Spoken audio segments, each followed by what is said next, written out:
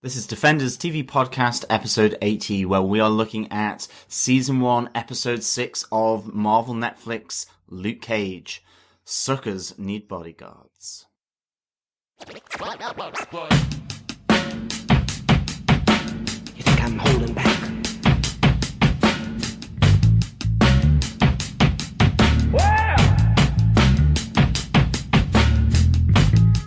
You think I'm holding back?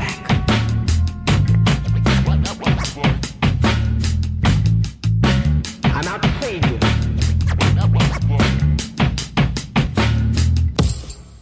Welcome back, Defenders, to episode 80 of Defenders TV Podcast, and we are looking at episode 6 of Luke Cage, Suckers Need Bodyguards. I am one of your hosts, John. I'm another your host, Derek, and I definitely need bodyguards in that area of Harlem. This is birthday boy Derek, by the way, everyone. He is, well, he's reached his 4th decade on the planet. Oh, God. And so, yeah, happy birthday, Derek. Thank you very much. I hope all the candles fit on the cake.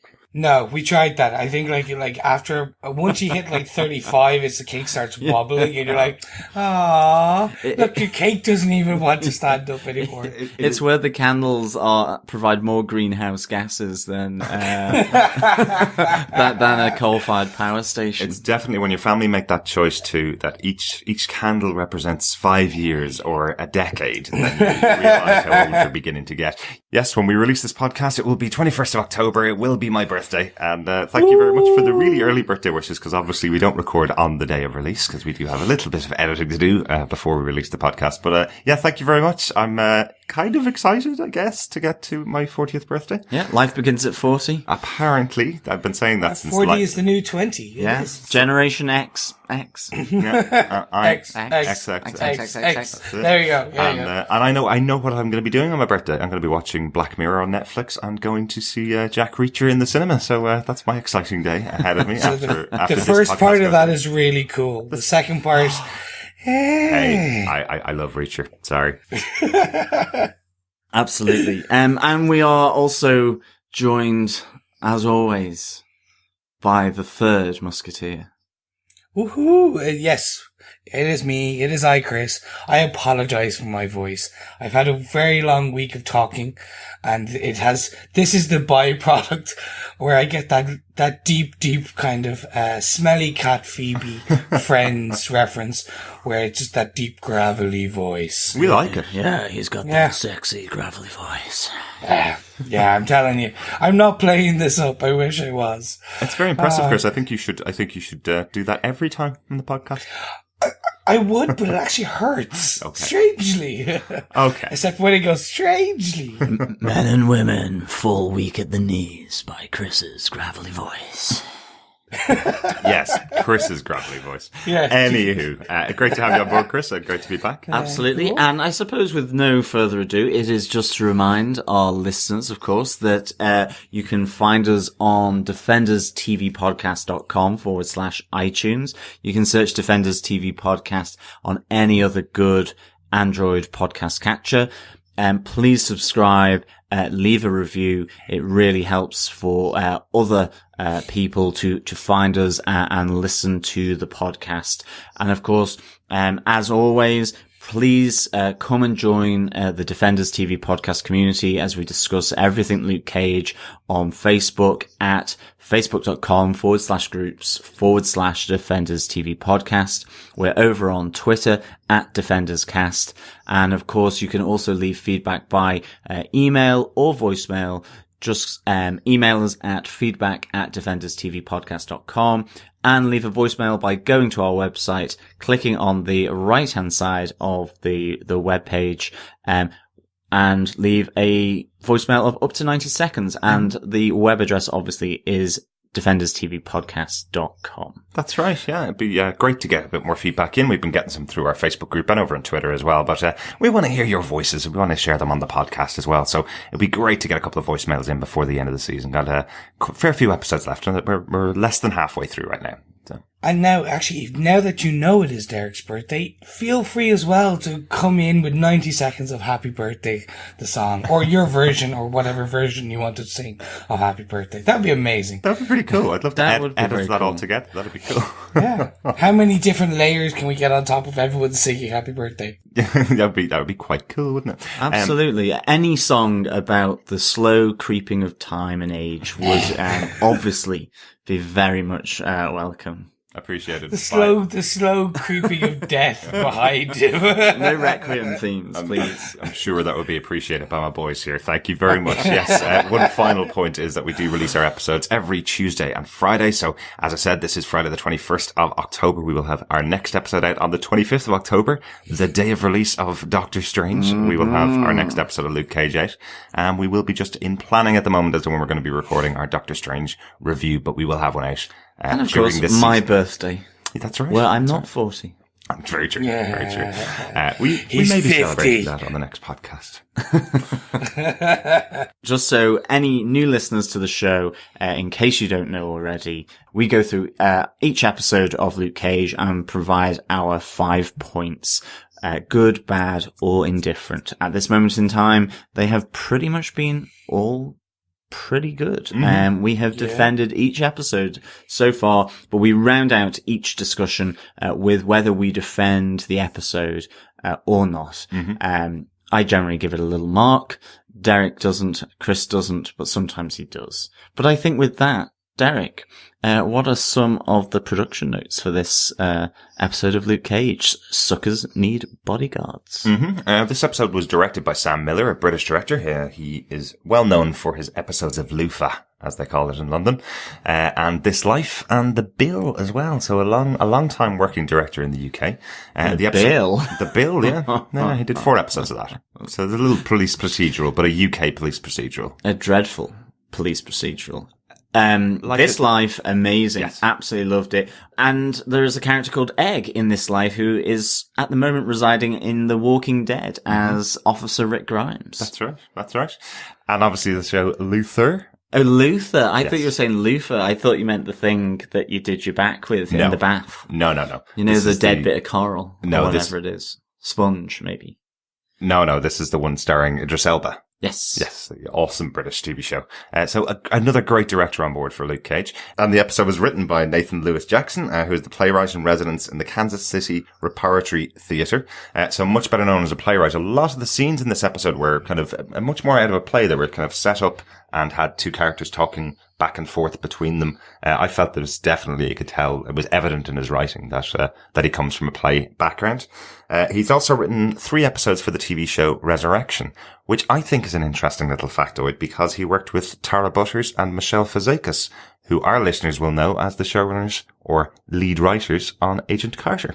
Yes. Yes, so a little connection there. Very likely this is how he got into the Marvel world and Marvel universe and how he got that connection in there. So I thought that was quite cool. Good job there, Nathan. John, do you want to tell us what they gave us in this episode? Sure. With the Crispus Attucks incident covered up, Mariah Dillard prepares to reignite her election trail with an interview with the media. On the other side of Harlem, however, by the docks, her cousin Cornell Stokes is preparing to exchange guns from Scarf to buy off Domingo so he can purchase the Judas bullet to take Luke Cage down. However, Scarf attempts to leverage Stokes, but his plan backfires and he is left critically wounded on the streets of Harlem by Cottonmouth. He is hunted by Stokes and by the NYPD, as his dirty past begins to creep up on him. On the run, Scarf seeks refuge at Pop's barbershop and help from Luke Cage, as he realizes his enemy's enemy is his friend and his only chance at redemption. In his delirious state, having bullets removed by Claire Temple, Scarf tells Cage of his involvement in the murder of Chico and points him to where he can find his notebook with incriminating evidence on Stokes and his police payroll. As Cage and Temple, with the deteriorating Scarf, race to one police plaza to turn over the evidence and get Scarf to surgery, they are ambushed by mercenaries hired by Stokes. As Misty Knight arrives, after uncovering Lieutenant Perez's involvement with Stokes, her partner Raphael Scarf dies from his injuries. The fallout from Scarf's notebook is total, As Cottonmouth is arrested and his empire crumbles, his cousin Mariah's interview didn't go as planned, as her possible involvement in Stokes' actions is revealed and her reputation lies in ruins. So much going on in this episode. Like, it really was rammed full of effectively almost like a mid-season finale, like really tying up a lot of the storyline so far in these first 5-6 episodes. Yeah, absolutely. There's a real feeling here that Luke has won. You know, he actually kind of says it at the end. He's like, well, my job here is done. I've got Cottonmouth in prison. That's sorted. I'm off, you know, and it's only with the encouragement of Claire Temple that he stays in Harlem, you know, which I just think is a really interesting point that we're at. It's 6 episodes in, you know, you don't really get a win for the main characters in any of the Netflix shows. So far, you haven't got a win for them halfway through the season. And absolutely. And in keeping with the theme of theatre, enter stage left, Diamondback, I presume.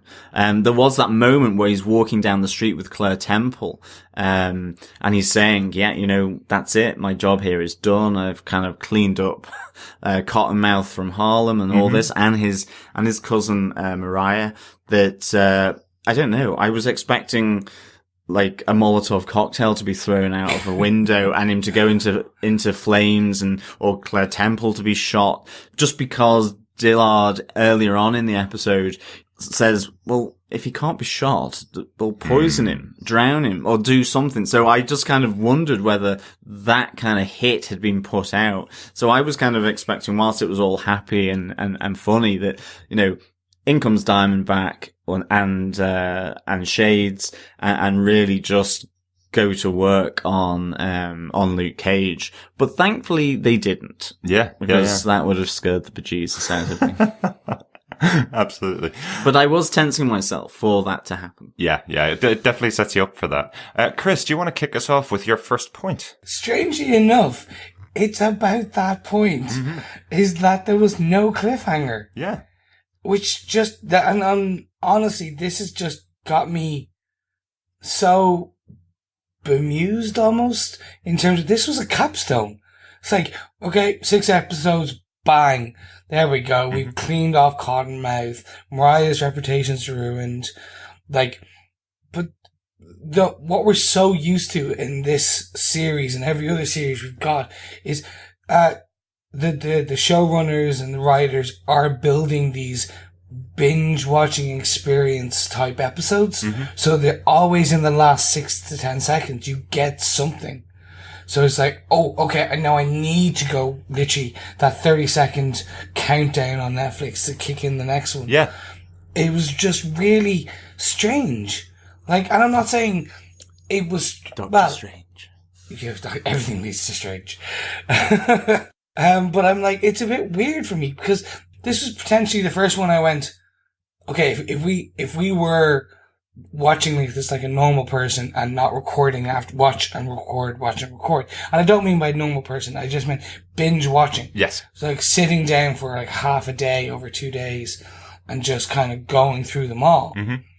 Then I think this would have been the point where I probably would have gone, okay, I can take a break now. Yeah. And knock off. So I'm actually very curious to see, every now and again, Netflix do these kind of like, this is where people stop binging, start binging, etc. The reports. So I'd love to see some of those reports and see potentially what the drop off was after this episode. Because it did close the arc. Definitely. Yeah, definitely. Now, I know there is a comment, and we'll probably talk about it, we might talk about it a little bit later on. There is a comment made that Stokes isn't actually going to go down for this, that he is going to be freed and not going to be prosecuted because of the higher ups within the police force. So that is kind of saying this isn't the end. There is more story to tell, which is grand. But I think you're right. This could have been a point where you had 6 episode series like we have over in the UK and Ireland, for our shows. And they could have come back next season with something brand new. And you're right. If you're binge watching, that means, oh, grand, I can take a break and I can actually eat food and I can come back tomorrow to this show.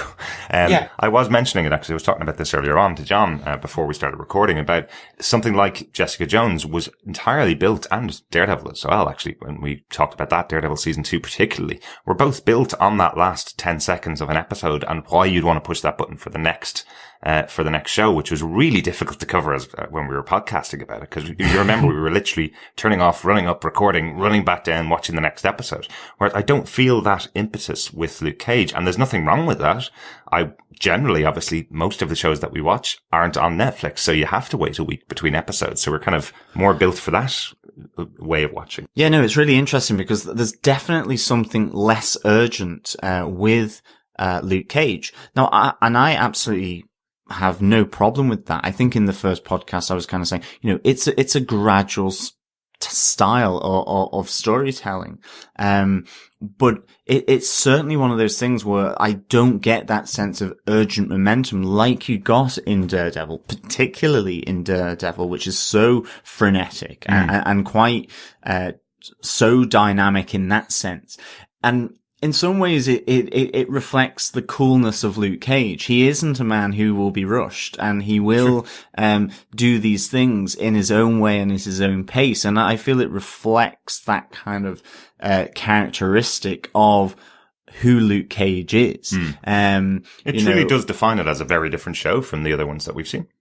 It's another element that makes it very different from the other Netflix Marvel shows. Yeah, definitely. And I mean, certainly, yeah, this to me was very much, had the feel of a mid-season, finale of some type. But yeah, certainly it looks as though, because of what happened with Wilson Fisk and the corruption throughout the police force from, his exposure and his police payroll, that to have another one of these events. And I like that kind of connection between these shows, and to have another big sort of, expose of this type on the police force again is potentially damaging, and a bit like the Crispus Attucks incident, that it will get covered up. There is a feeling that is going to happen here. Either that, or it will be, as I say, is this when we get to see Diamondback, come out of the shadows? Because I think this leads me on to my first point, which is, shades, or the lack of shades. He was absolutely conspicuous by his absence here in this show. And we even get a reference from, is it Zip, I think?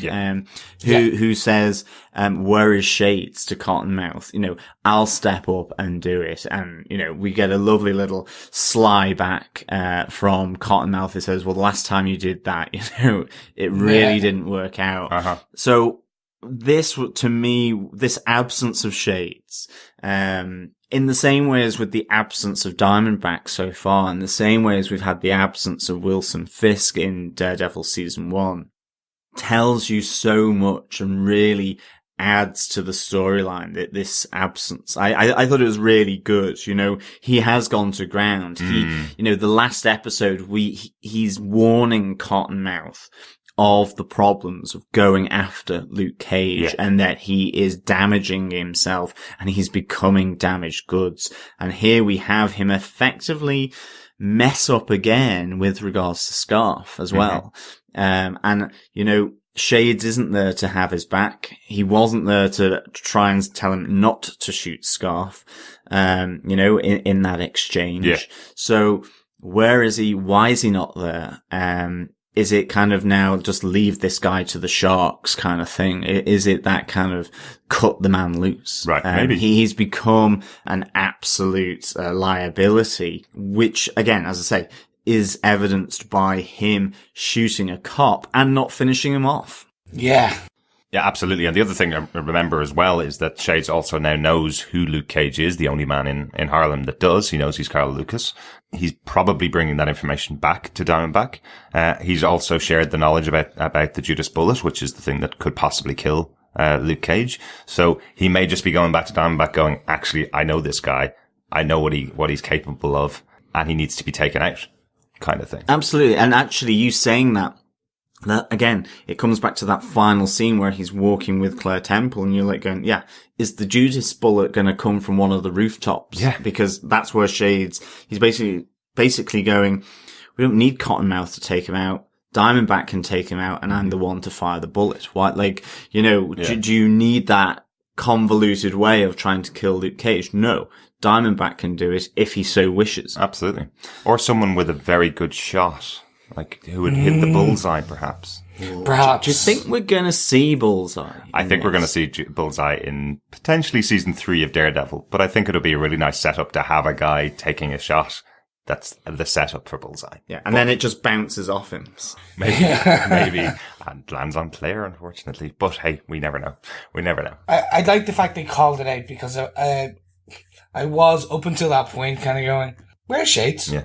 As John said, the absence screamed louder than the presence, kind of. And I think it's probably the best way. Yeah. Because now I'm going to combine that part from my first point in that, like, they've set this capstone. Like, they've literally, that is the 6-episode arc. Mm-hmm. And they've kind of gone, okay, so here's your first run. Now, your second run is going to be that, who it is. So it's Shades, it's Diamondback, Black Mariah. Like, it's now, they've done all the backstory, the origin. Yeah. And I think that's the interesting part in terms of, we're done with the origin. Everyone understands what he can do, what he can't do, what his powers are, what his powers aren't, what the setup in Harlem is like. Mm-hmm. Everyone's introduced it. If you're at this point, you're in, kind of, the acceptance. Would I, if I was Gio Coker, have said it without a cliffhanger? No.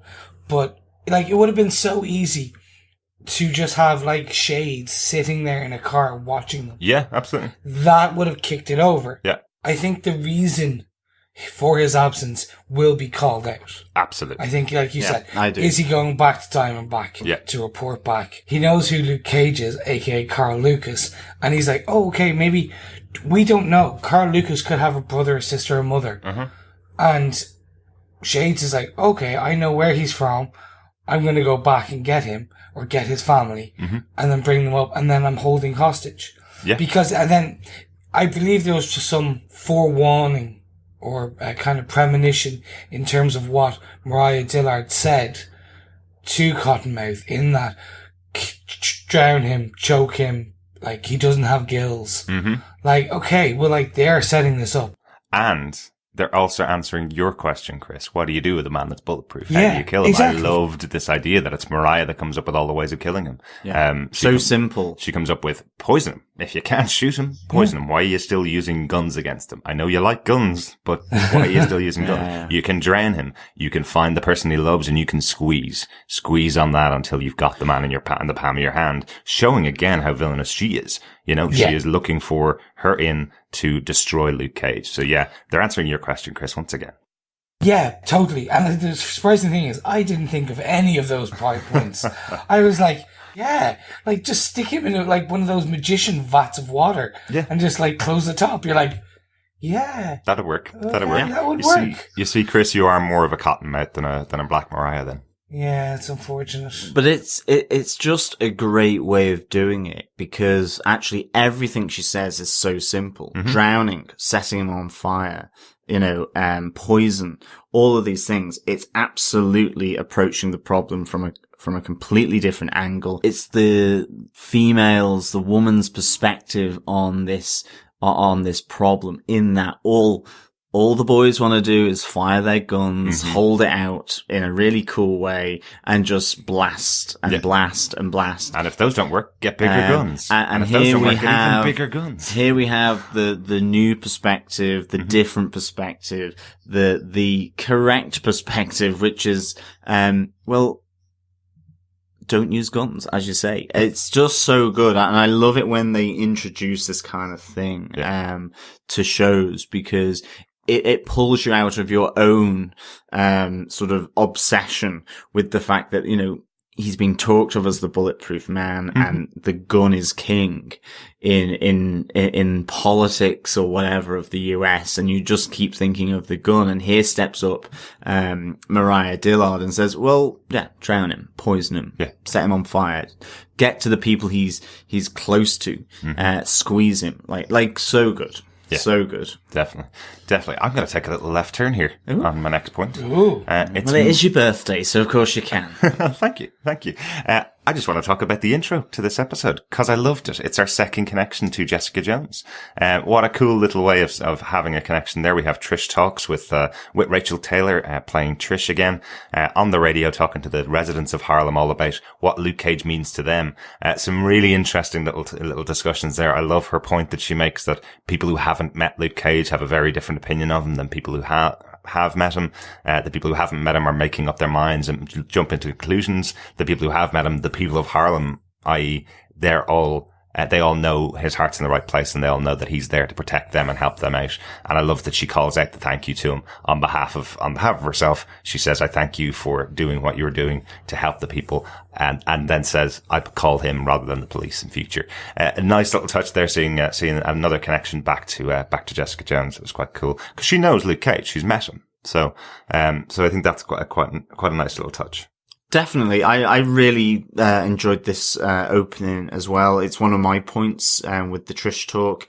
It's a nice little montage, and I think it's also a reaffirmation of similar conversations that have been held in Daredevil and Jessica Jones as well. This notion of vigilantism versus the cop's job and allowing them to do their work. But it's done in a way, with the backdrop of Luke Cage jogging through Harlem with Trish Talk on the radio. It really feels like a great way of doing it. And I love one of the I think it's the lady's phrase, he's turning Harlem upside down. Who knows what's going to fall out? Yeah. So a real nice little way of expressing sort of the disruption that Luke Cage is causing in Harlem. Yeah. And maybe it's ultimately that Diamondback falls out because he's got to step up to the void that's been left by Cottonmouth. I mean, it's increasingly now Cottonmouth his front ultimately within Harlem. There's just such a good little montage, I think. And I think it leads really well into the conversation between Luke and Bobby later on in the episode, where Bobby's kind of going, well, now everybody knows who you are. Why don't you wear a mask if you want to protect your identity? Or why don't you go and play for the Giants if you want to get famous? And Luke's completely shunning that and says, no, I don't want that type of fame. And then Bobby obviously makes the other little MCU suggestion there, or the little Marvel Comics suggestion there, by saying, why don't you just say, I can sell, I've got superpowers for sale, I could be a hero for hire. So another suggestion to Luke that he should form the Heroes for Hire, which is quite cool. Yeah, very cool. I ain't a hero, pay me. Yeah. That's the one. And actually, strangely, that was one of my points too. The MCU Netflix universe is expanding. It is building on so well done. It's just, I'm really enjoying this. And to date, Joe Coker and the Marvel Luke Cage team have done a great job of folding the events of the larger MCU and other Netflix shows kind of into one, showing that I think this episode potentially underlines it the most. So we have Trish Walker, Patsy Walker, and on her show, Trish Talk. And I completely forgot that she had this huge, amazing radio show that was like making her famous in New York. And I'm like, yeah, of course. She would be talking about it. Of course. She knows the guy. And I was like, oh, that's brilliant. Yeah. I think also the parallels between Cottonmouth and Wilson Fisk, proving how difficult it is and calling that out, and especially kind of going, we've already had the scandal with Wilson Fisk. We can't afford another. That's just, it's really good world building. It's just something I wasn't expecting. Yeah.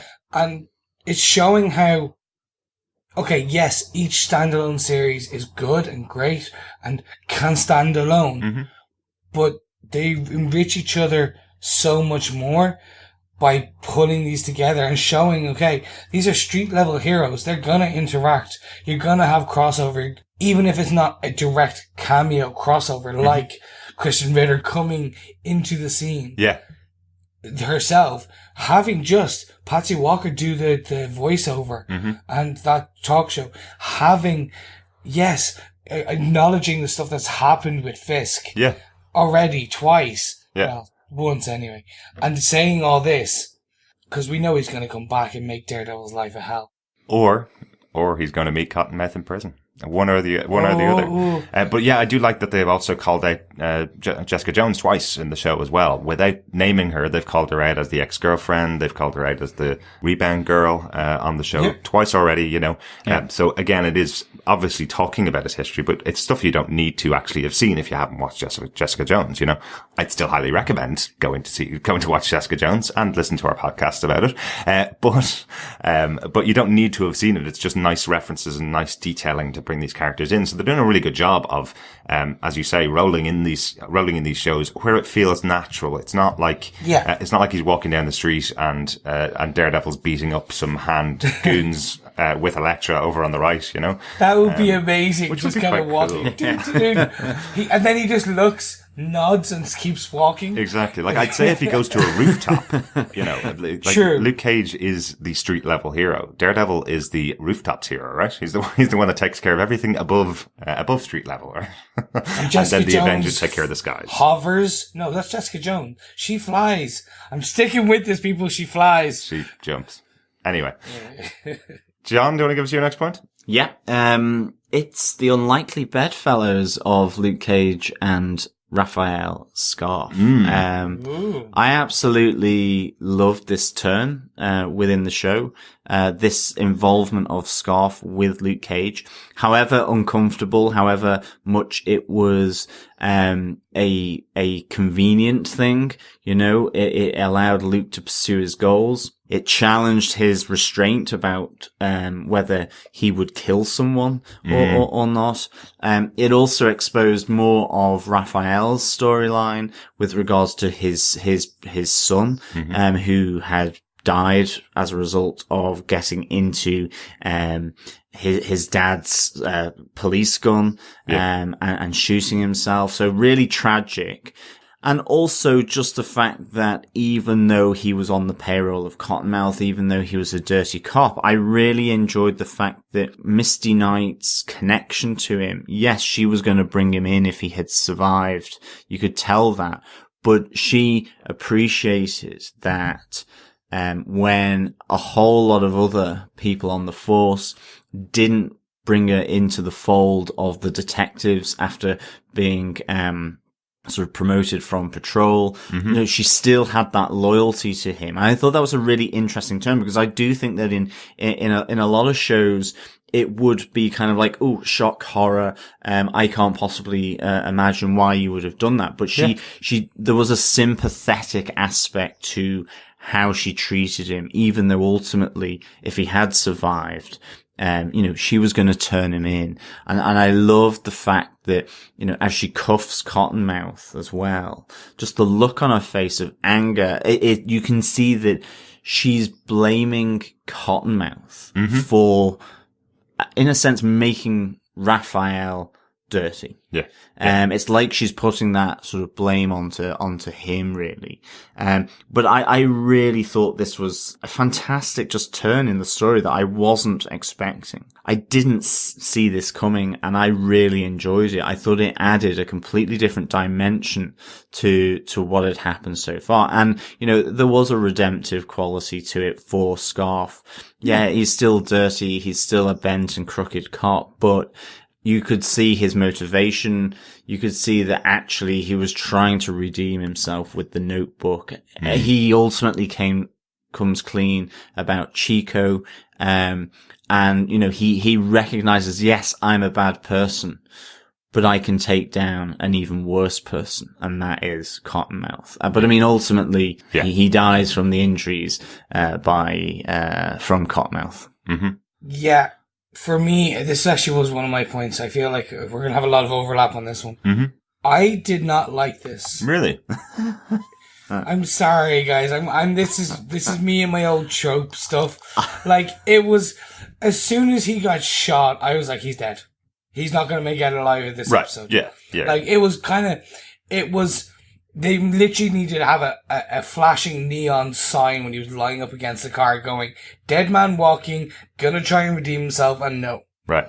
Because it was just like, okay, I know what they were trying to do. They were trying to they were trying to flesh him out a bit further. We don't know that much about Scarf Absolutely. up to this point, and they did it the wrong way. Mm-hmm. They kind of kept him as a very 2.5 dimensional character in this.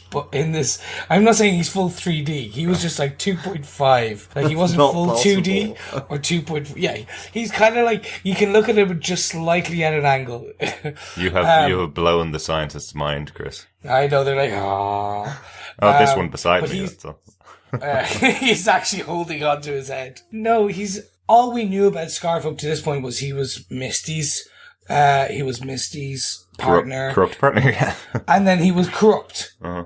And that he had a bit of banter back and forth. They didn't flesh him out. So they tried to go, oh my God, we want you to feel that he's going to be a good guy.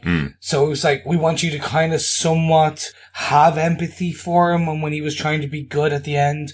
But so, okay, we're going to tell you that his son accidentally killed himself with Scarf's gun. Yeah. But it's too Horrible little too story. late. Oh, obviously, sorry. Horrible story, excuse me. I should say. No, Yeah. that wasn't. It was just, they brought that element in too late. Absolutely. It's the Walking Dead effect. This is what they do on The Walking Dead. Every time they kill off a character, they give them an episode where they get a lot of reveals about the character where you go, that person's a nice, oh, okay, I guess we're not going to need to care about that anymore. I have to say it got me because that's what happens to me when I watch TV shows. Once they give me some good detail on a character, I go, you know what? Maybe he's not all bad. Maybe he's just taking a bit of money, to take care of himself. Someone's going to take it. Might as well be him is kind of the attitude. But I like that he redeemed himself. I like that we did have that moment with him and Misty's arms at the end of the episode where she's now lost, in a very different way, Chris. She's kind of gotten to that point where she's now lost her only connection to the police department within this episode because everybody else mistrusts her because of her relationship with Scarf. He's now gone. So I'm wondering if that possibly is another reason why she's being pushed away. She also has the worst look in the world. The person she's partnered up with to find Raphael Scarf is the other bent cop in the precinct. So that I was like, maybe you should look into not having a partner for a while. Yeah, I mean, I'm only going to disagree with Chris here. No, go ahead. That's the point of this no, podcast. I know. But it's like, I think just because The Walking Dead does something like that, maybe too often doesn't mean to say that it invalidates it from other Oh, of course not. Shows to use it, say, once. It was redeeming him, but not necessarily making him good. True. He's still a bad person. He's still corrupt and he's still dirty and he still killed someone, but I'm not coming out of that thinking, oh, he was a good guy. I think his storyline was vicariously lived through Misty Knight to an extent as his partner. And because she was someone who was a upstanding, loyal cop, to find out that then, she is unaware, because normally it would be that they're both in on it. Yeah. Yeah. Then there's that conflict, and then she's able to at least look beyond the bad things that he's done. So I like that, and I think it worked doing it in this way for Raphael, because he isn't a big character in this show. He's an important one at crucial moments in time, but he's not, for example, Cottonmouth. Yeah. He's not Mariah Dillard. He's not Misty Knight.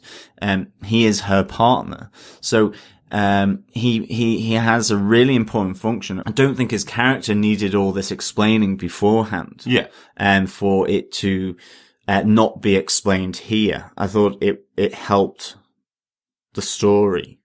Whereas I think with other characters in this episode, a bit more information sprinkled across the first 5 episodes would have helped. Yeah. I'm talking in particular about Mariah Dillard's storyline in this. Yeah, no, I mean, look, each to their own. I felt it was really good. So I may have kind of came across wrong. They weren't trying to say that he was a good character. They just wanted to give you some empathy for who he is. Yes. So why he turned bad. Like, they don't want to say, okay, he's not a good character. I agree with you on that. It's just, they were like, well, yeah, he lost his son, feels some remorse for him. Okay, no, okay, fine, he's dead. Okay, let's go. You make Let's it move sound on. so brutal. That is But very it was just, if they had fleshed him out over episodes 4 and 5, giving him a bit more character, giving him a bit more scene. Now they may have, and this could be an editing process, maybe someone just felt what didn't suit 4 and 5, but it was like, yeah, it was just like, he got shot and I was like, well, he's Chico. But it's not He's a plot device. He is a plot device for Misty, and I think you're right. Yeah. And it's not about him. It's not about him. It's about Misty Knight recounting the fact of that aspect of his life that she already knows. Yeah. So that we can understand why when he's dying and that she's really upset. And it's the same with the conversation in the car with Perez about, he's the one that gave me the chance, that taught me the ropes.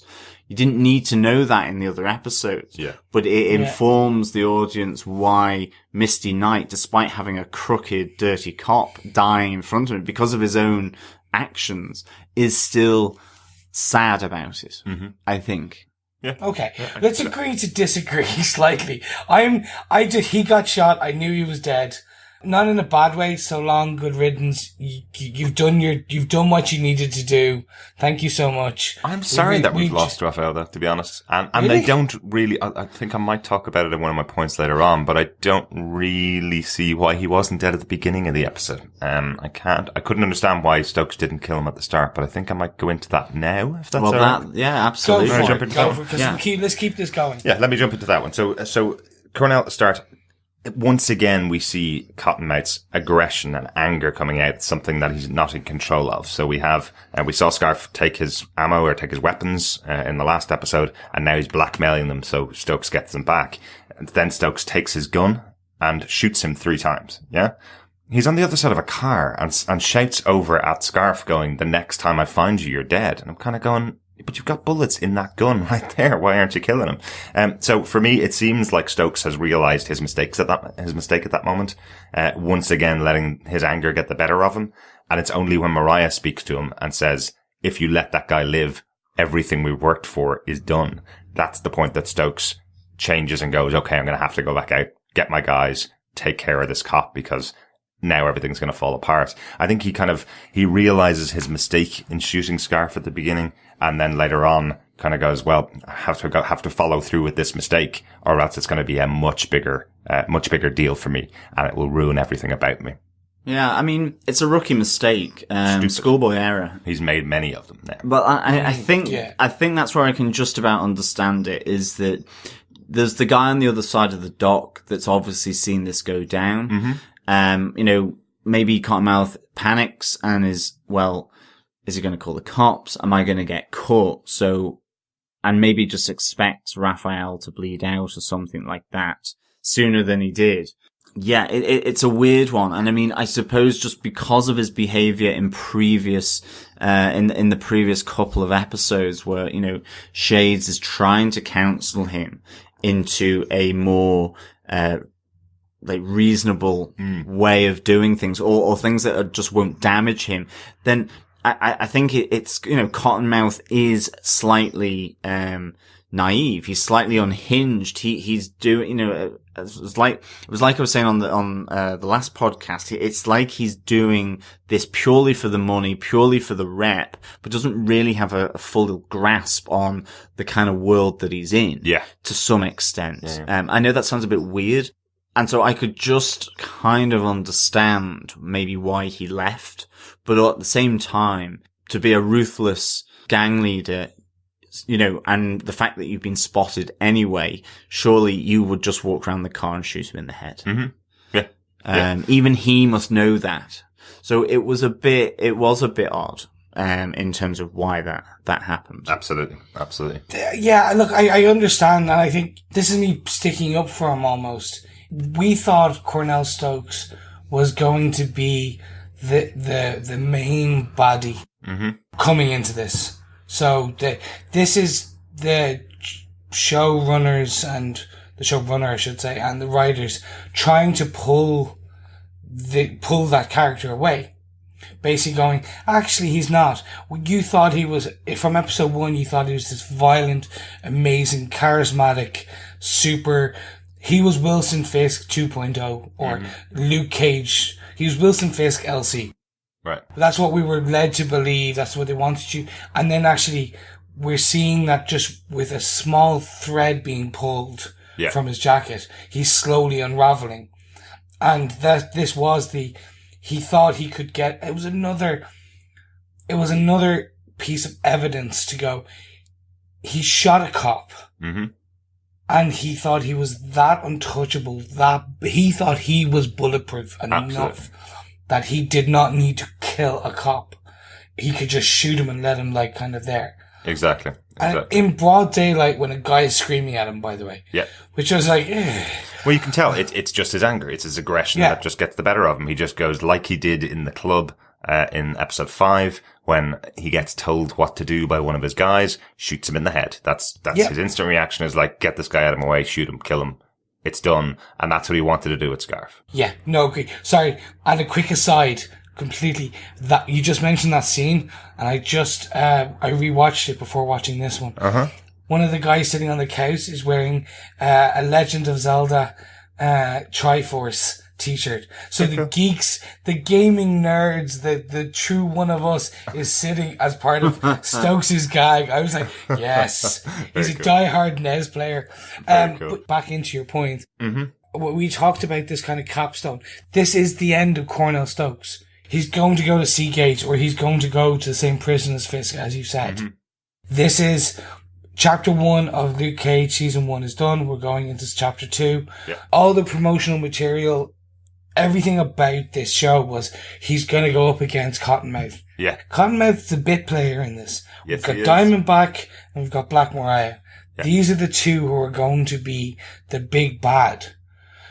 And the reason they're doing this and showing it is, as you said, his anger takes over too quickly. Yeah. He's not a cool, calculating leader that we thought he was going to be. Absolutely. And I'm going to jump in quickly again. Go. Because one of my other points each week, as we've been talking about the episodes, is the name of the episode and the Gangstar song that it's named after and what it means in the episode. And this is the perfect point to drop it in, because the song this week is Suckas Need Bodyguards. Obviously the episode name.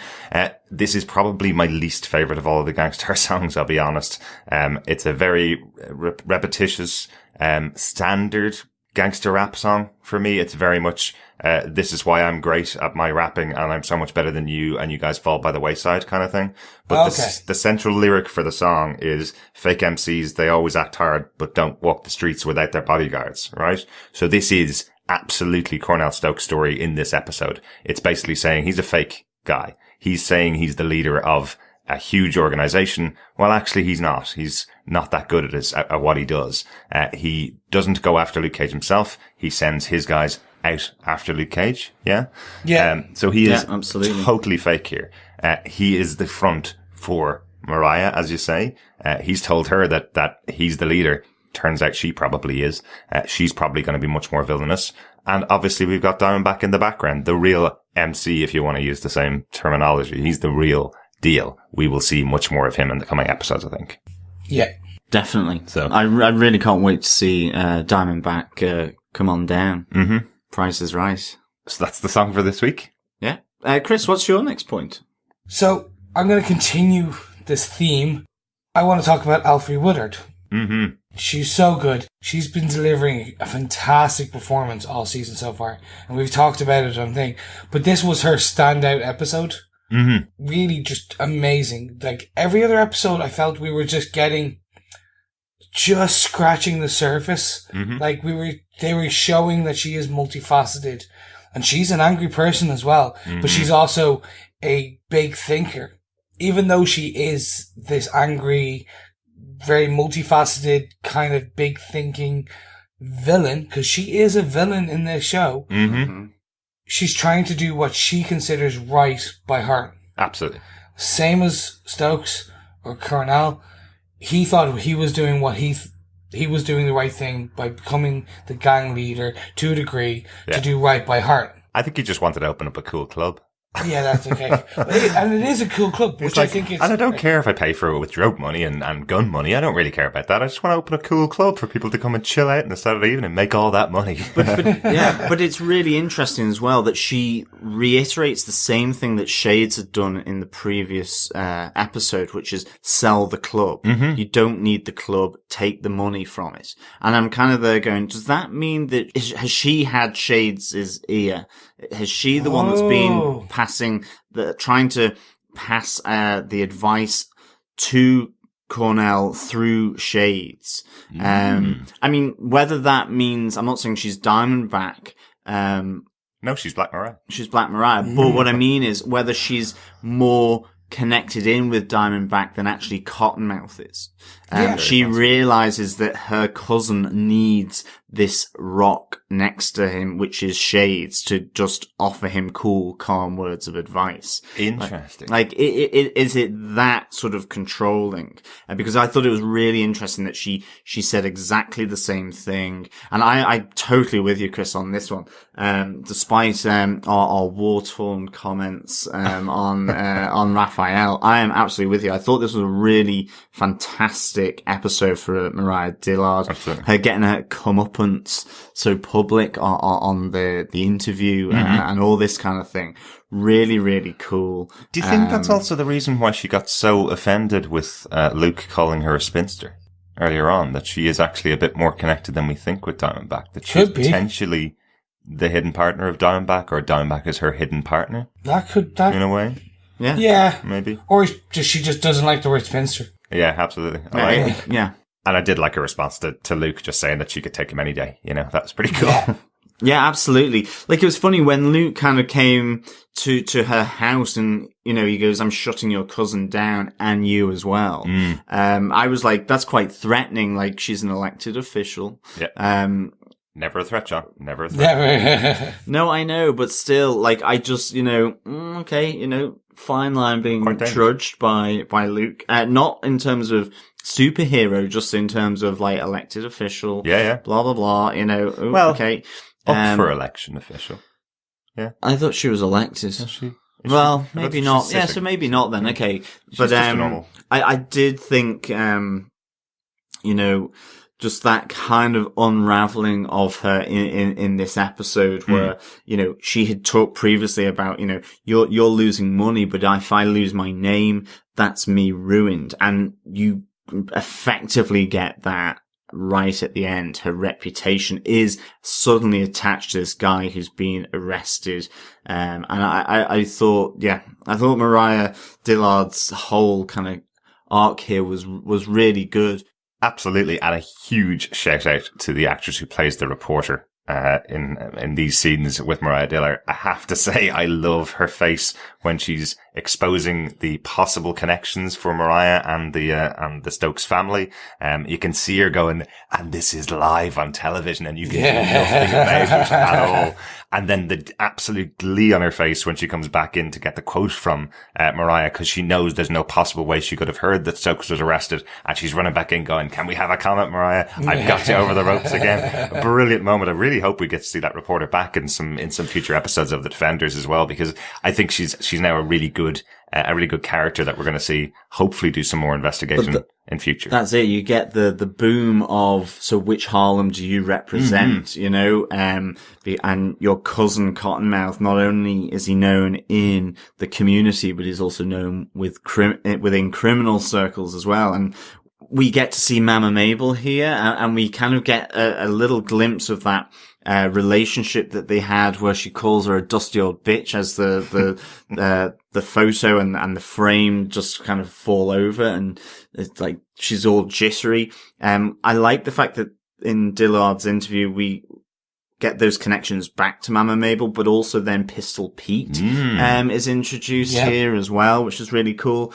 It's just a little quibble for me. And this is what I was referring to previously, when Chris and I were talking about Raphael. I wish the reporter had been in a few of the other episodes. This idea that, you know, there was suspicion within the media that maybe Mariah Dillard wasn't as clean cut as she wanted people to think she was.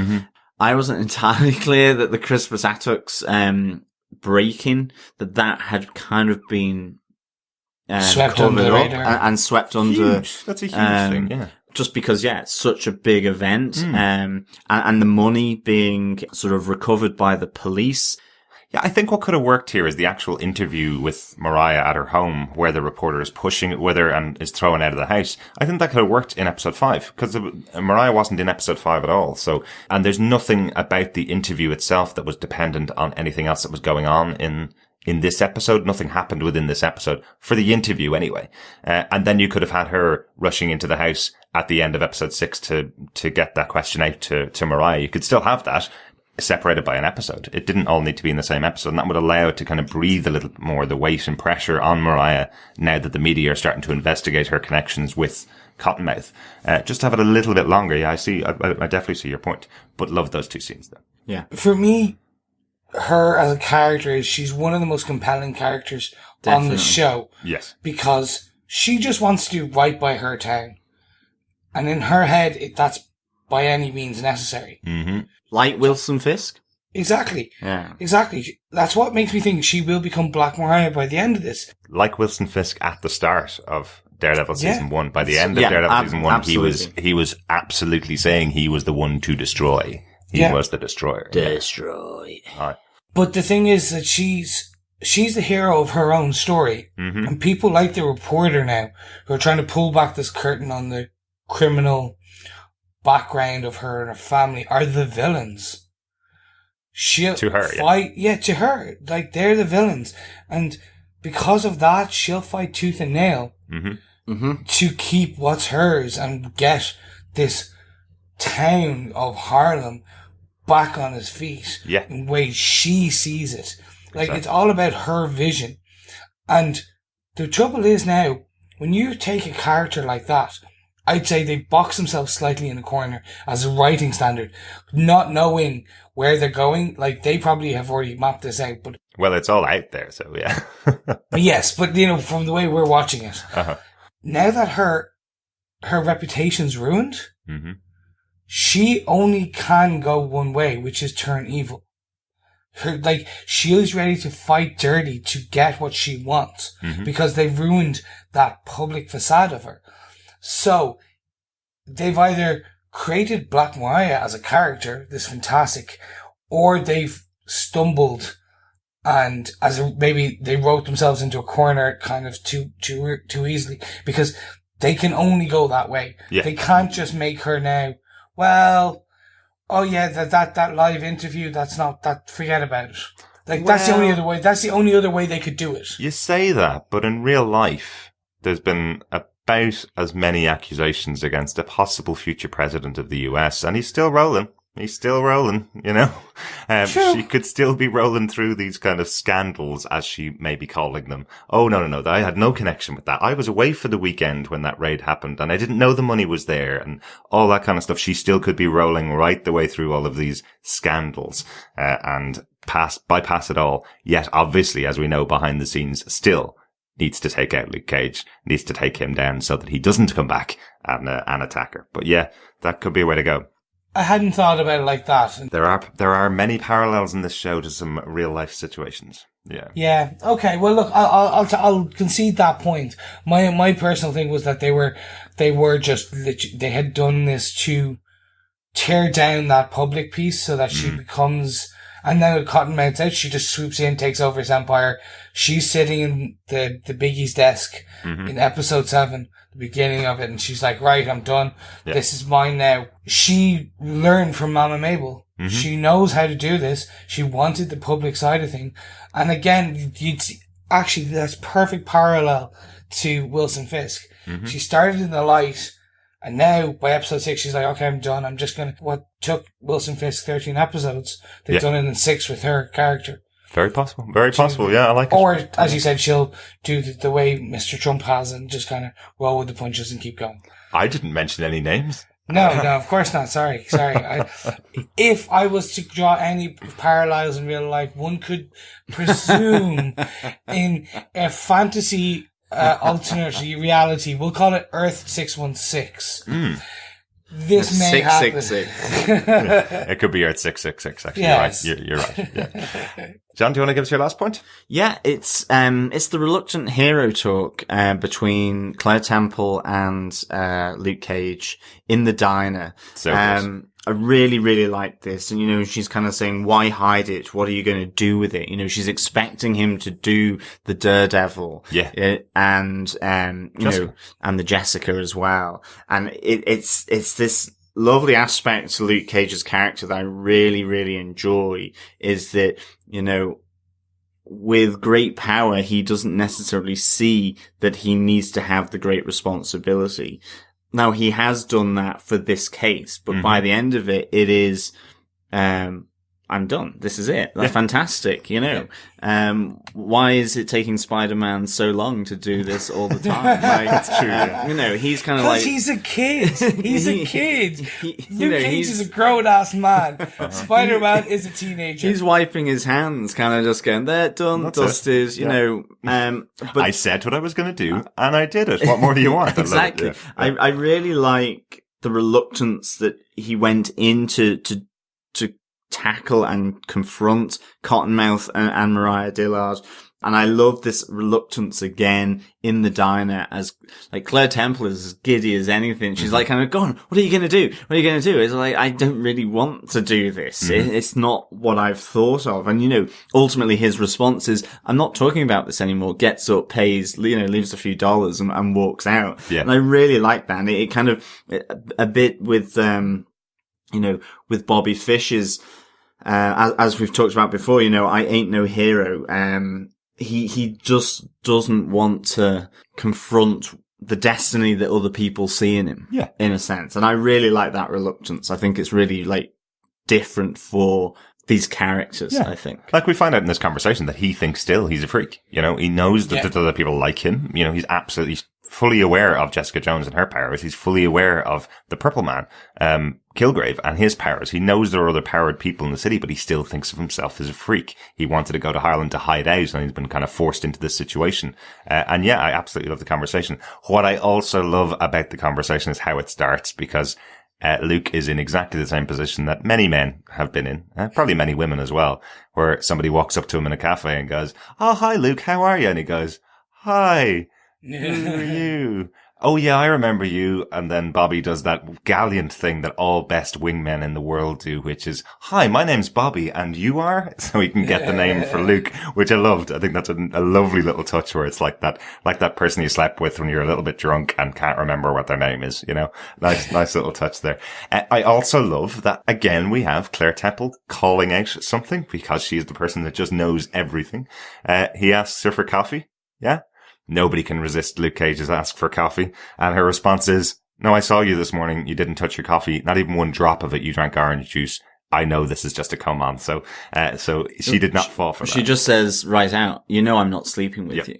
Absolutely. Like, What a way of delivering that line, by the way. Mm-hmm. With just this cheeky grin. Rosario Dawson nailed it. So good. So good. why can't coffee just mean coffee? Never to Luke Cage. Never to Luke Cage. And actually, yeah, so I'm going to kind of jump in here with my last point. In that, Claire and Luke sitting in a tree. K-S-S-I-N-G. But she's not sleeping with him. She'll kiss him. It's fine. With Misty. Yeah, I don't know. I think the arc 2 is... Just because it rhymed, that's the only reason I said it. Because originally I did think this was Misty was the love interest Me too. of the episode, of the season, I should say. And I think potentially now it's actually, no, it's Claire. Claire will be the love interest because the banter between the two of them, right at the end, but also throughout, and especially the one scene where they're in like the coffee shop together. Like, it's just, she is very much becoming the Marvel's, the Netflix Marvel Cinematic Universe. She's the superhero whisperer.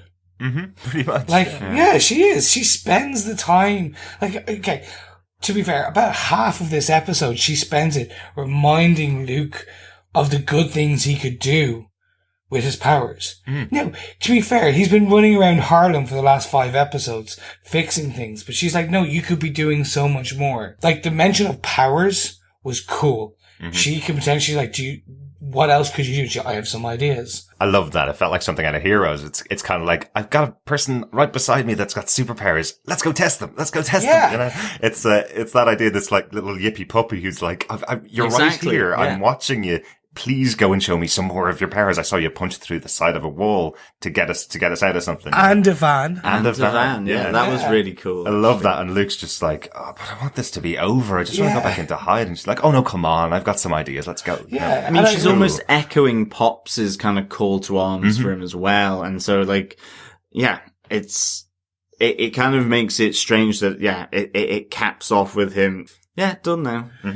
Yeah. Harlem sorted. I'll move on and sort out Hell's Kitchen next, because, like, that Daredevil, he can't do it. Yeah. Give him a break. But I think, she's a fantastic character. And I think that potentially she is the love interest of this now. She obviously calling out about the coffee.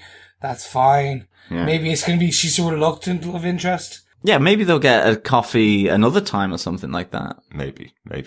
Maybe. No, I think the whole point is that they're going to not get a coffee in this one. They'll start testing their powers. He'll get shirtless in the next episode. She'll swoon for a while. It'll be interesting. But I think, you know what I do love is that the ladies in this show are definitely much more well developed, I think, than we've seen in a lot of other shows. I'm not talking about the Marvel Netflix shows exclusively, but I like the fact that, you know, Misty did sleep with him the first time she met him, and then immediately calls him out on his way of trying to chat up women, basically. Yeah. The next time she meets him. I like the fact that Claire completely calls him on this coffee gambit that he uses, to get women in bed. You know, I like that touch. I know that he's a womanizer. He obviously has a higher strike rate than a fail rate.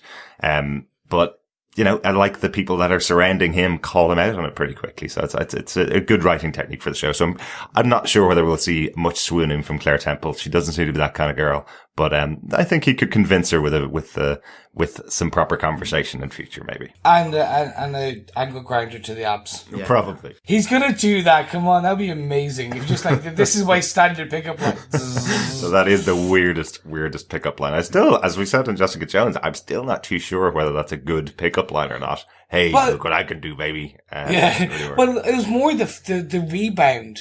So as he's grinding the edge of the saw, I'm sure they're going to be sparking off. And I'm like, oh yeah, I'm just going to create sparks in the middle of a home, potentially in Harlem, where before gentrification or anything like that, it wouldn't have been potentially old school masonry and wood. So flammable, maybe. It's like, oh god, I started a fire under the bed. I'm sorry. So to wrap this last point, I love Claire Temple. She's now the superhero whisperer. She is going to be the heroes for hire, the defenders. She's going to be their rock. She's going to one who binds them and tells them, you have the responsibility and you have the power. Very you much need so. to do this. Very much so. And who knows, she may get coffee with Luke. Derek, do you have a last point you'd like to close out this episode? Not really a point, just a little note. It was just about one of the scenes in the episode. And I'm just not too sure what changed from the trailer to the actual episode itself. It's the scene where Scarf and Claire are climbing out of the underground or in the kind of basement area. And the car is coming towards them. Yeah. Oh, what a scene. I don't know. I don't know what happened. It feels like something changed from the trailer where we saw that scene of Luke stopping the car. I don't know, the way the car comes towards her, it just seems like she's standing too long in the light for the car to be moving. And then the fact that Luke was beating up 4 guys, underground about 4 or 5 minutes behind Scarf and her. And then he just appears in front of a car, which you can clearly tell was molded into that shape by the production designers rather than actually moving towards him. So don't get me wrong. I totally understand this is a TV show, but I would have liked to see a moving car hit Luke Cage. You know, a couple of extra frames of an actual moving car rather than him just standing in the street being surrounded by a clearly crafted car around him. I just thought it didn't work. for that part of the scene. I love the concept of showing Yes. an additional side of his powers. The fact that he can stop a car dead in its tracks. Pretty cool. But I just don't think it worked. There was something about it. It was the scene, you remember the scene from Austin Powers where he's on the bulldozer and there's the goon? It's like, get out the, and it just goes on for like that bad. No, it 20 wasn't that seconds. bad. Okay, but it did. I kind of felt, she was like, why are you stopped? Like, continue moving. Like, she's like trying to hobble with him. If you would hobble left or right, the van misses you. You're okay. It's really weird. It felt less dynamic Yeah. than the teaser trailer where we first saw that. Yeah. That seemed to actually be more sort of fluid with what it was showing. And that's the thing. I suddenly started to think, in the teaser, did you actually see the car hit him? I can't remember. Or is it just maybe it was the way it was edited? Yeah. It looked much more like that. I felt there was something different between what we saw here compared to the teaser trailer. Yeah. And I felt the teaser trailer actually presented it better. It's because it's actually the teaser trailer tied it in with the car chase throughout the streets of Harlem. It was kind of showing you that the black car that was chasing them through the streets of Harlem was the same one that hit Luke. So it had that bit of dynamicness about the scene because it showed the car driving a little bit around the city before hitting. So, even just 2 turns beforehand, it showed a little bit more dynamic as it did in the final scene. But hey, look, sometimes we have a negative point overall. Quite a few positive points in there about the episode. Any little notes about the episode that you guys picked up? So I actually have one, and I think we've kind of briefly touched on it. The scene with Captain and Misty at the very end. Mm-hmm. They tie it back to Kingpin so well, and that thread in, and I brought it in like my point about MCU, Netflix, that kind of continuation. But it was just actually a great scene. Just very small, very good. And the calling out, kind of like, you're on the wrong side of the glass. You're not an official. You're not one of the paper pushers. You are a street detective. Yeah. That's his trouble. Like, You you're investigate not, what we tell you to investigate, basically. exactly. And now the captain seemed like she was on her side as well. True. It was like, this is the world we live in.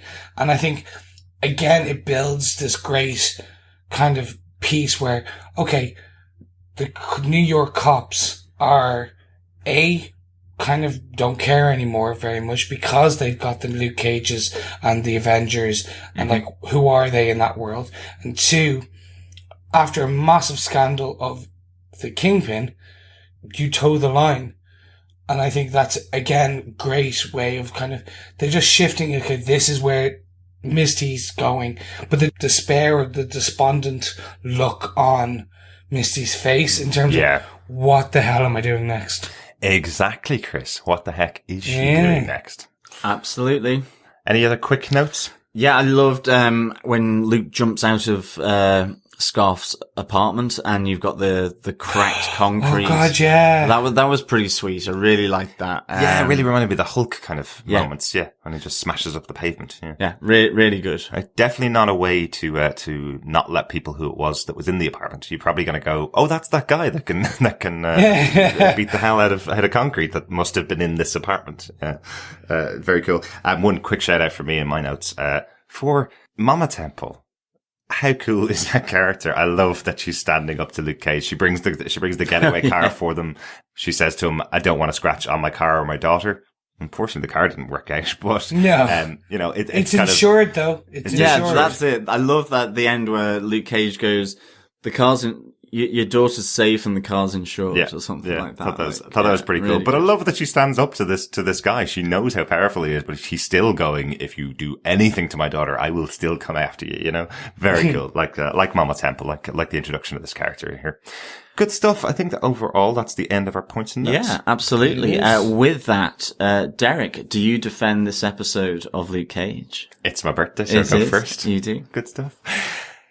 Yes, I do defend this episode of Luke Cage. You know what? The pacing on this show is so different from Daredevil and Jessica Jones, which we spoke about earlier on in the episode. But I'm really liking how they kind of layer the episode together and allow it to breathe a bit more than we've seen in some of the other shows.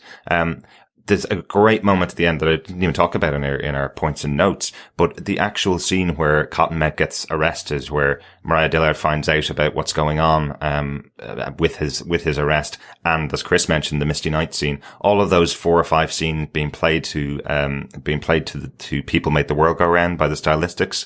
I thought that was a lovely ending to the show, to kind of see where everybody is in the city, and then finishing off with Luke and Claire walking and setting up their future plan to what they're going to do. It did feel like a big cap episode on the first 6, and could have kind of ended here. And I'm not too sure whether I would have had a big problem with it. I just want to see more of the show because I'm really enjoying the characters. That's what's keeping me interested to see episode 7. But as I mentioned earlier, you could have ended it here and had a gap of a couple of months and then come back with the other 6 episodes. So a very interesting episode, and an interesting way of doing it, different to all the other shows, but definitely enjoyed the episode. Chris, do you defend this episode of Luke Cage? I do defend it. I have some points, obviously. So, like, I had one negative aspect in terms of what I didn't like, and I know, yeah, for our listeners, John is kind of giggling in the corner here. He's just kind of like, oh, you always have one. I'm like, no, I do, but I don't like tropes. I don't like, no, there's more. They blatantly signposted Scarf's death. Well, they did get shot in the stomach, and that is a pretty... It's a good shot, man. Signpost. Yeah, it's a good sign. Good it's shot. Better than a little graze to the shoulder, which he then bleeds out from. But no, then he fell in gangrene, and that's what he... Episode 13, he dies in agony from gangrene. It was just that I didn't enjoy. I didn't enjoy that they tried to flesh him out as a character when you already know he was going to die, and it's just like, we want to give you empathy. That being said, I still defend this because the banter and back and forth between Luke and Claire was amazing. Mm. The MCU Netflix world building, the street level heroes building, the I can't even call them Easter eggs anymore because they're blatantly calling them out. It's like, this is the same universe. Like, get used to it. Alfred Woodard's character as Mariah this is her standout episode. Yeah, she's now like, I'm probably ready to fight dirty. I am the villain of my own story. Well, no, she's still the hero, but she's the villain of this story, if you will. That was brilliant. The odd joke, I ain't no hero, pay me, fantastic. So I'm gonna leave it at that. But for me, it's a good capstone to 6 episodes. Yeah. I'm pumped to find out what's to be discovered in episode 7. Absolutely.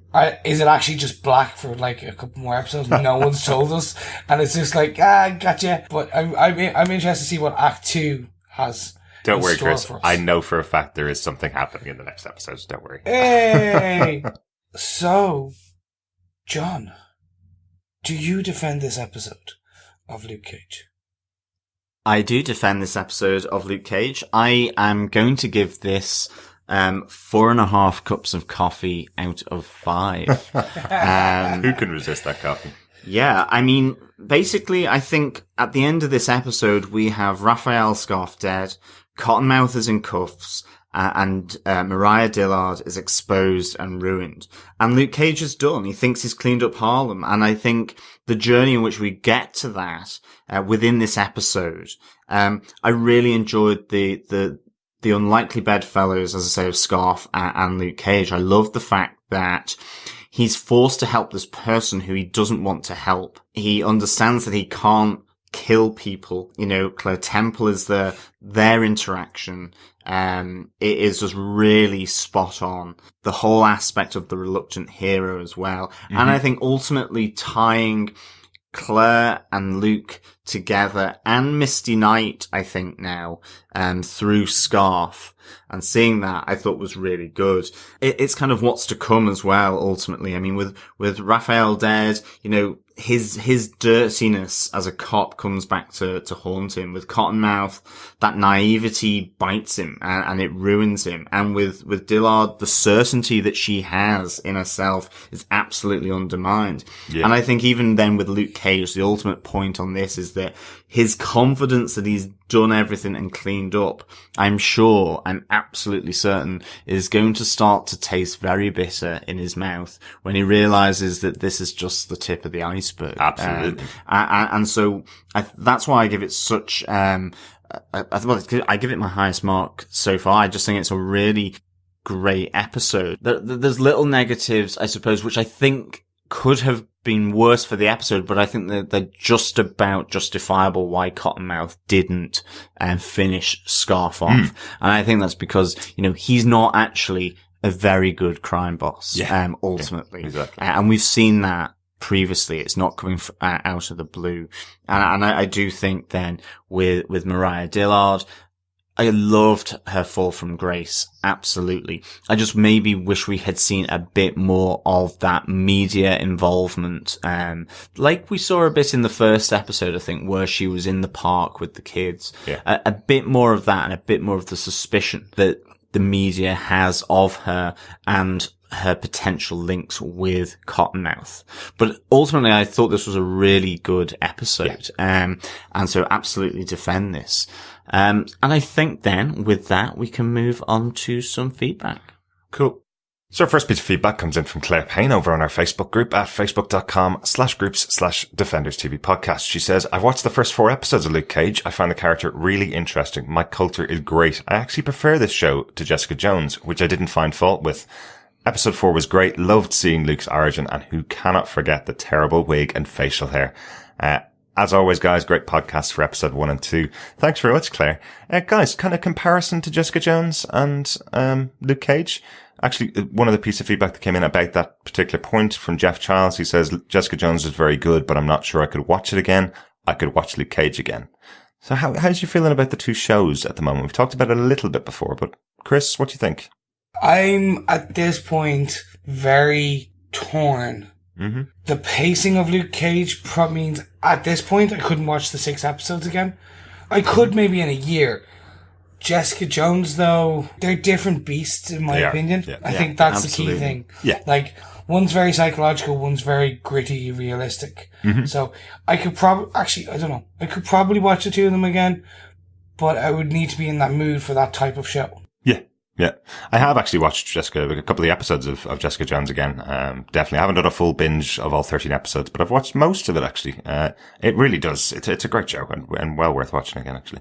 Yeah. I mean, I think both of them are great for very different reasons. And I mean, the urgency and frenetic of Jessica Jones, because it's all about a race against time to stop him from having more and more control. This is much different. It's much more gradual. It's him finding his own way of doing things, apparently doing them really efficiently within 6 episodes so far. Yeah. So I think I could certainly go back and watch Jessica Jones again. And with Luke Cage, I think after this first run, I need a little bit of a break to let it digest. I remember this with The Wire. Wire, I don't think is something that I could immediately have gone back and watched because it's a gradual build up. And I think if you watch one episode, you do actually have to watch all of them. You Absolutely. can't, I don't think you can dip in and out in quite the same way, with this show, maybe like you can with Jessica Jones. Yeah. And in fact, even with Daredevil. But, yeah, I definitely have some favorite episodes of Jessica Jones that I'm able to watch a couple of times. I'm not sure yet with Luke Cage. I think after watching through it, I think I might have a different opinion, but yeah. Yeah, no. And where we also got some feedback in from Derek Whitfield, again on our Facebook group. He's like, you guys are absolutely killing it with your first 2 episode podcasts. Your podcast game is going really well. Very strong. Keep up the great work. So thank you so much for the feedback, on that, Derek. It's really nice, to hear that, just so that we know that we're doing some good stuff, having some good discussions, and, hopefully, long may it continue, of course. So thank you so much for that feedback, Derek. Much appreciated. 100%. Yes. No, thank you so much. And I think, as John said, it lets us know that we're doing the right thing, that we're actually talking, when it's not just 3 friends in a room having the banter, it's also what you guys are interested in. You like hearing us talk and ramble. To be fair, Well, maybe less so the guys, but I like to ramble, and I ramble a lot. Right, we have to stop you there, Chris. Okay, thank you. We got some feedback over on Twitter, at DefendersCast over on Twitter, from Ashermoss, or Samford and Fam. He says, please explain what is racist or weird about standing against the gentrification of our black neighbourhoods like Harlem. So this is in relation to comments that we made in our first episode about Mariah Dillard's position as to what she's trying to do within Harlem. And he goes on to say, seems you don't get the difference between Cotton and Mariah. He is nefarious for greed. She is for a higher cause than just profit. Chris, you take that one? Yeah, so I'm going to take this. To be actually honest, the terminology of gentrification has changed throughout the years. It started very much as a positive in that you were trying to make a community better. So not just actually, you're bringing the community up in terms of building new, better shops, new services, more facilities, and that was great. It now has turned to a more negative piece. The bit I think I potentially was against in terms of Mariah's bit was nothing to do with being a black community. Like, it was nothing to do with that. It was there was an element of it's only for black people. Mm. And I'm very much I'm a huge proponent of diversification or, in terms of inclusion. Everyone. So I don't care who you are, be you black, white, Chinese, Indian, like you are a person. And there's no better or worse person. There's no a man is not better than a woman. An Oxford educated person is no better than a person from MIT. Definitely not. Oh, yes, they are. No, they're not. Chris. It's like literally there used to be book smarts and street smarts. Uh-huh. They're still smart. Absolutely. There's no difference in between. So for me, it was very much the negativity that probably came out in terms of some of our topic was just, it was the keeping something for one group of people is wrong, in my opinion. Absolutely. And I think the bigger point here is that we definitely didn't make any comments about something about, standing up against gentrification being wrong in real life. We're making points about Mariah's position in this TV show, about what she's trying to do with gentrification, which is it's taking her neighborhood away from her. And there are lots of non-black faces moving into the neighborhood, and she wants to take the homes back off them to hand them out to people that she would have grown up with in the neighborhood. So that position on this TV show of that character, yes, it does sound pretty nefarious. And the fact that it's all being paid for by gun money, which seems to have gotten kind of lost in Mariah's head as we got to episode 6 here. She seems to want to get people to ignore that whole thing that she's being sponsored by gun money and by illegally gotten gains, so that she can promote this concept in the city of Harlem, that it will be turned back to the way it was when it was in the 20s. That's the thing we were really calling out. It's this character's way of doing things by ignoring all the illegal activity that she's doing to get there. Well, sorry, but it's still illegal, love.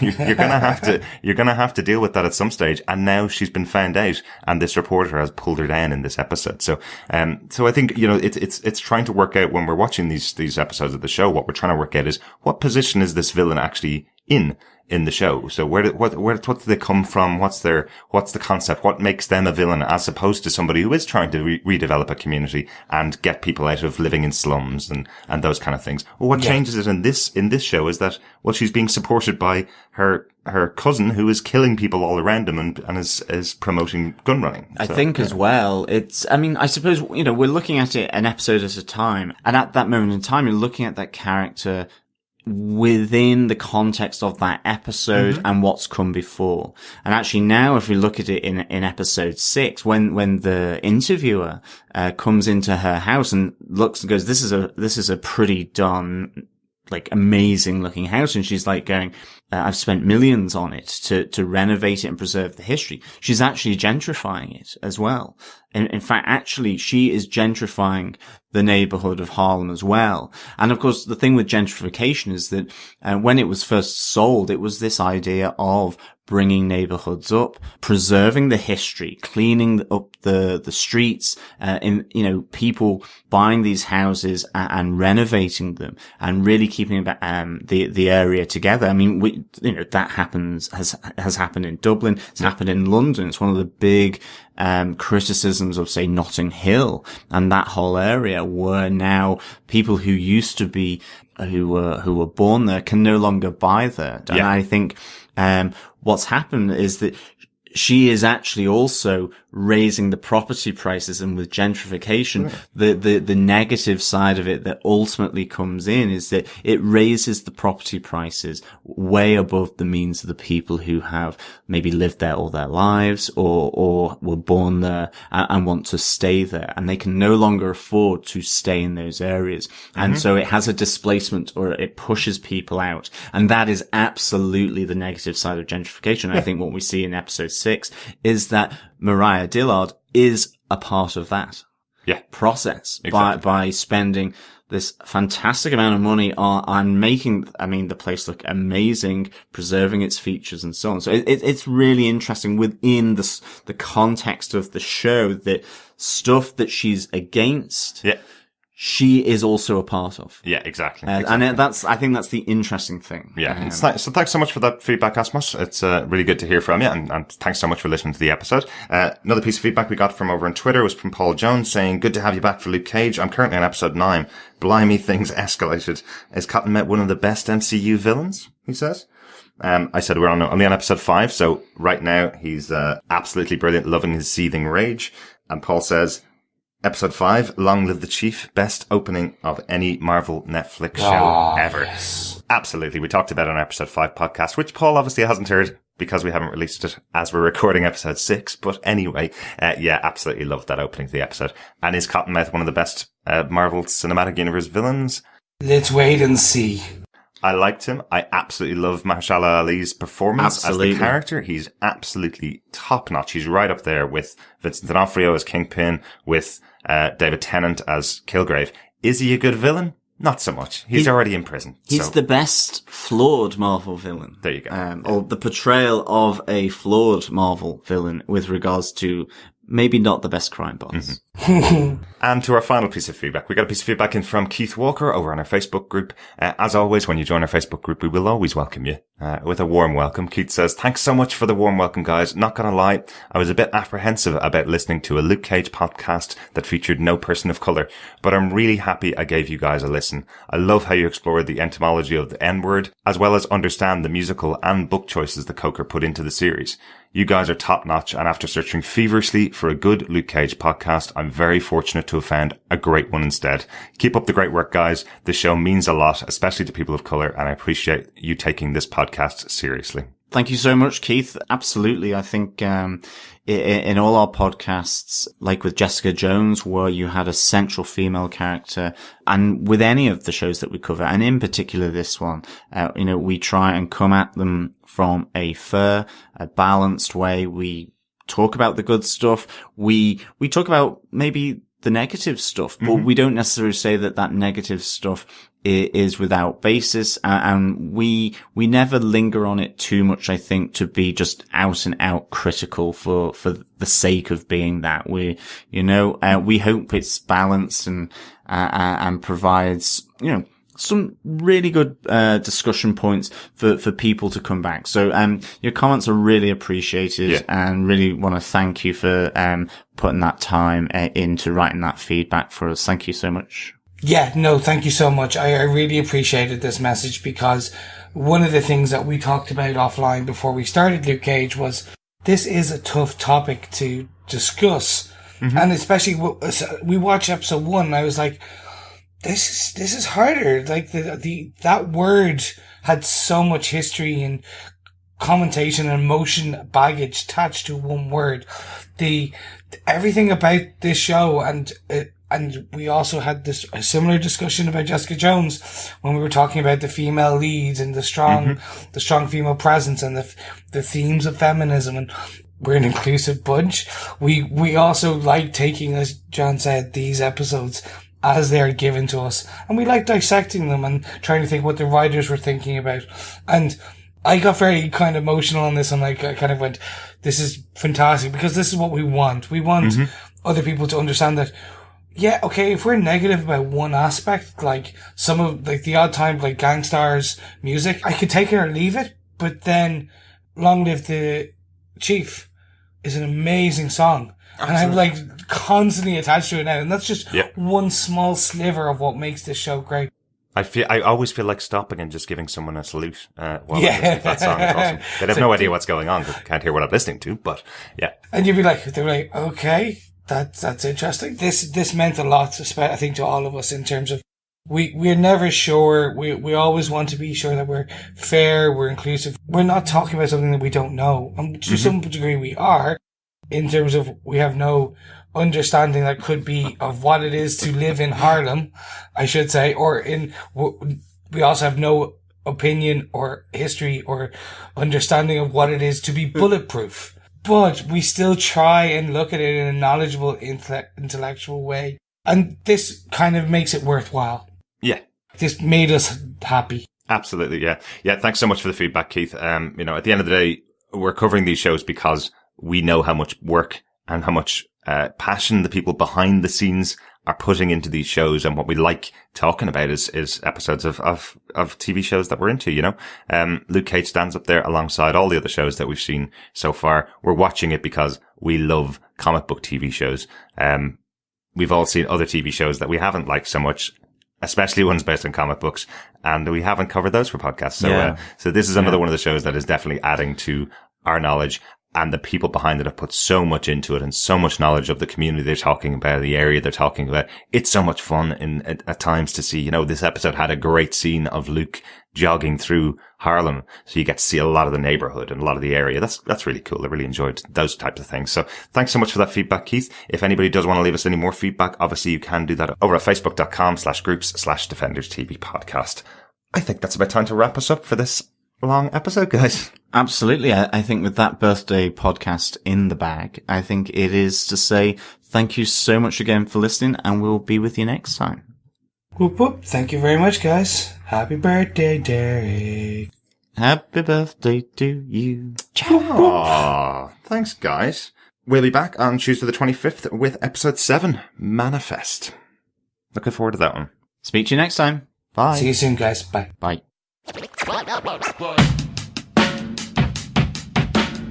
I'm holding back? You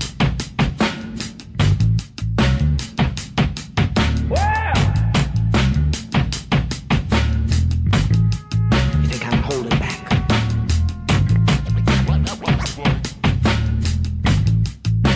I'm out to save you.